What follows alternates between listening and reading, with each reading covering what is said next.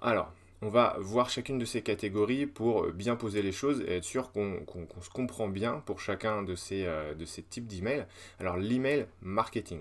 Ok, ça c'est l'email marketing classique a priori auquel tout le monde pense quand on parle d'emailing. Donc vous savez, ça va être un email, soit une newsletter, soit un email de vente qui va proposer des produits, des services à normalement à une base d'internautes qui sont inscrits préalablement à votre base ou qui sont inscrits sur votre site avec un compte et qui ont accepté de recevoir vos communications. Donc on peut en faire en B2B et en B2C. On est généralement sur des grands volumes qu'on envoie ponctuellement, voilà, en one shot à toute la base. On va a priori avoir peu de personnalisation à l'intérieur du message. Hein. Une newsletter, c'est la même qu'on envoie à tout le monde.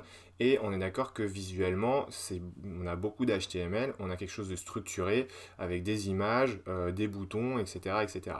Et en fait, bon, forcément, on est sur des taux d'ouverture et d'interaction relativement faible parce qu'en général on envoie toute sa base et on va par exemple avoir entre 15, 20, 25% dans les meilleurs cas d'ouverture et idem au niveau des clics, mais comme on envoie à beaucoup de monde, ça peut tout à fait se révéler efficace.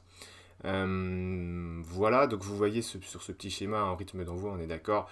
En général, on envoie un rythme à peu près régulier en one shot à toute la base et on va parler d'outils comme Mailchimp, SendGrid, Mailjet, Sendinblue, sûrement des outils que vous connaissez, qui sont assez populaires sur le marché et qui permettent de faire des campagnes d'email marketing assez facilement. Ça ressemble à ça, on est d'accord. Un exemple de newsletter classique qui va donner des actualités sur un secteur ou qui va essayer de vous inspirer, de vous donner envie pour placer des produits